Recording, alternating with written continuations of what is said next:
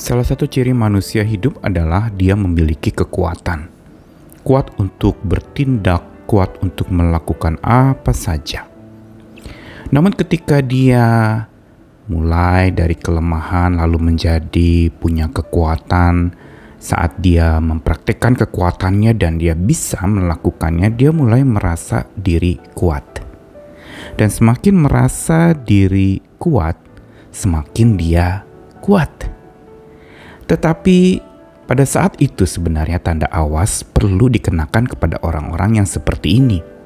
Karena saat seseorang makin kuat dan merasa diri kuat dan lalu menjadi kuat, dia lupa sumber kekuatannya dari mana. Sehingga pada saat ketika dia mulai menjadi lemah, makin lemah dan akhirnya terlemah, maka pada saat itu dia mulai protes dan bertanya, mengapa saya tidak kuat lagi? Sebagai manusia hidup, kita tentu saja perlu memahami bukan saja kekuatan kita seberapa besarnya, tetapi kita perlu memahami bahkan menyelami sumber kekuatan kita dari mana. Sumber kekuatan kita sesungguhnya adalah dari Allah Maha Besar. Dialah yang menciptakan kita, dan kalau kita bisa kuat melakukan ini itu, kita bisa hidup bekerja ini itu, maka kita harus sadar bahwa sumbernya sesungguhnya bukan dari diri kita sendiri, tetapi Tuhan yang menaruhkan kekuatan itu di dalam diri kita. Karena itu tidak ada alasan bagi setiap kita untuk lalu kemudian merasa diri kuat. Dan kalau sudah merasa diri kuat, bahkan merasa diri terkuat, lama-lama dia menindas orang lain, dia menjadi gegabah dan pongah di dalam perilaku dan sikapnya. Dia lupa akan hakikat dirinya, bahwa dia tidak dapat melakukan apapun tanpa Tuhan. We can do nothing without God. Saya Nikolas Kurniawan menemani di dalam Sabda Tuhan lagi hari ini, diambil dari dua bagian firman Tuhan. Pertama dari Perjanjian Lama di 1 Samuel pasal yang ke-17 ayat 45 dan 50 saat Daud melawan Goliat orang Filistin itu. Tetapi Daud berkata kepada orang Filistin itu, engkau mendatangi aku dengan pedang dan tombak dan lembing, tetapi aku mendatangi engkau dengan nama Tuhan semesta alam, Allah segala barisan Israel yang kau tantang itu. Demikianlah Daud mengalahkan orang Filistin itu dengan umban dan batu. Ia mengalahkan orang Filistin itu dan membunuhnya tanpa pedang di tangan. Lalu satu lagi dari Yohanes 15 di Perjanjian Baru ayat yang ke-5 dan 7-8. Yesus berkata, akulah pokok anggur dan kamulah ranting-rantingnya. Barang siapa tinggal di dalam aku dan aku di dalam dia, ia berbuah banyak. Sebab di luar aku kamu tidak dapat berbuat apa-apa. Jikalau kamu tinggal di dalam aku dan firmanku tinggal di dalam kamu, mintalah apa saja yang kamu kehendaki dan kamu akan menerimanya. Dalam hal inilah Bapakku dipermuliakan, yaitu jika kamu berbuah banyak, dan dengan demikian kamu adalah murid-muridku. Dua bagian firman Tuhan ini memang secara konteks berbeda dan tidak berhubungan, tetapi ada pesan yang sama yang mau disampaikan. Pertama dari kisah Daud melawan Goliat, sosok yang 2 kali lebih tinggi dari tubuhnya, yang sebenarnya menurut pertimbangan manusia jelas-jelas dia akan menjadi kalah dengan melihat postur tubuhnya dibandingkan dengan musuhnya itu. Namun kita lihat justru kisah ini memberitahukan bagaimana Daud akhirnya menang. Tapi apa rahasia Daud menang? Apakah memang dia sungguh memiliki kekuatan yang begitu dahsyat, melampaui tubuhnya yang kecil dan tampaknya tidak berdaya karena kerjanya hanya sebagai gembala bagi ternak-ternaknya pada masa itu? Tentu saja yang menjadi kekuatan Daud bukan dari apa yang ada di dalam dirinya. Dia merasa bahwa memang keyakinan dirinya itu bukan dari apa yang dia miliki, tapi siapa yang memiliki dia, yaitu Tuhan semesta alam. Ini yang jadi modal dan andalan Daud di dalam dia melawan musuhnya.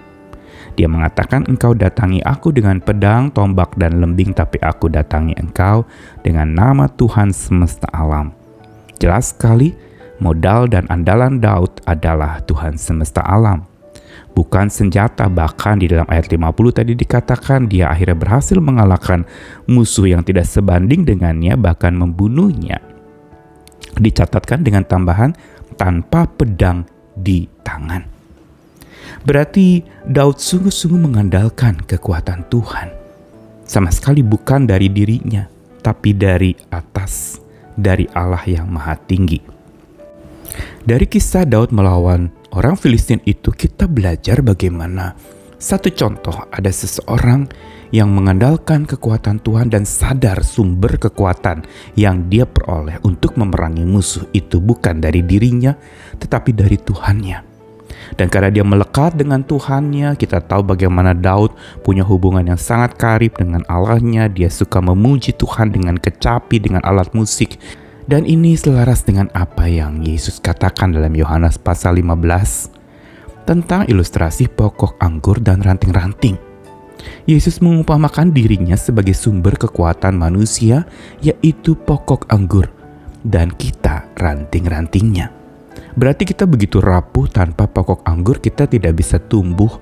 Kita akan hancur dan akhirnya rebah, layu, kering, dan tidak lagi bisa berbuah, bahkan berdaun pun tidak. Dan dikatakan bahwa barang siapa yang tinggal di dalam Tuhan, Tuhan ada di dalam dia, maka dia berbuah banyak. Sebab catatan ini penting, di luar aku kamu tidak dapat berbuat apa-apa. Dan dikatakan lagi bahwa jikalau kamu tinggal dalam aku dan firmanku tinggal dalam kamu, minta apa saja engkau akan menerimanya, dan dalam hal ini Bapa akan dipermuliakan, yaitu jika kamu berbuah banyak, dan dengan demikian kamu adalah murid-muridku. Jadi janjinya jelas bahwa orang yang merekat sangat kuat kepada pokok anggurnya, dia akan bukan saja mampu untuk bertumbuh, berbuah, tetapi dia juga akan berbuah banyak dikatakan. Bukan sekedar berbuat, tetapi berbuah. Inilah juga yang Daud lakukan, bukan? Saat dia melakukan segala sesuatu dengan kekuatan Allahnya, maka apa yang dia lakukan itu berbuah banyak.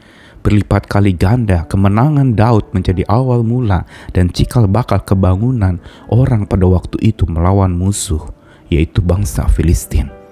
Ini menjadi kekuatan dan kesaksian yang hidup untuk kita, bahwa memang saat kita tanpa lekat pada Sang Maha Kuat, kita tidak bisa berbuat apa-apa.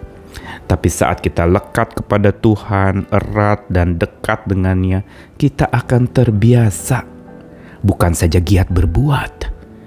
Bukan saja terbiasa giat berbuat, berarti dia tidak berbuat apa-apa. Bila Tuhan sudah ada di dalamnya, dia akan digerakkan, dia tidak akan berhenti. Dia akan terus berjuang karena kekuatannya dari Tuhan. Dan Tuhan yang memampukan dia untuk terus berjuang. Apapun musuhnya, bagaimanapun kondisi dan keadaannya, bagaimanapun dia diserang atau dihancurkan, dia tetap tidak goyah karena kekuatannya dari Tuhan. Dan bukan saja giat berbuat, dia terbiasa, tetapi juga lebat berbuah. Berarti ada dampak dari perbuatan-perbuatannya. Bukan sekedar perbuatan, ada orang yang bekerja ya asal bekerja sajalah, tidak pikir hasil. Tetapi orang yang sungguh bersandar kepada kekuatan Tuhan akan produktif. Orang yang sungguh sadar akan kekuatan yang berasal dari Tuhan ada di dalam dirinya dan dia bersandar terus kepada kekuatan itu, maka dia sungguh akan melakukan hal-hal yang produktif sekaligus progresif, tidak berhenti hanya sekedar melakukan sesuatu, tetapi apa yang dia lakukan itu akan berlipat kali ganda, berbuah menjadi makin lebat. Karena itu pelajaran hari ini mau mengajak kita tentang satu tema, we can do nothing. Kita tidak bisa lakukan apa-apa without God, tanpa Tuhan. Kita tidak bisa melakukan apapun, satu pun, bahkan pekerjaan yang paling sederhana dan paling mudah tidak akan mampu kita bisa lakukan tanpa kekuatan dari Tuhan. Karena itu sandarilah kekuatannya, sadarilah bahwa kekuatanmu berasal dari Tuhan dan andalkan dia, jadikan modal dalam hidupmu melakukan apapun juga. Lakukanlah segala sesuatu untuk kemuliaan nama Tuhan, dan di dalam nama Tuhan pertolongan datangnya daripadanya, kekuatan datang daripadanya. Amin.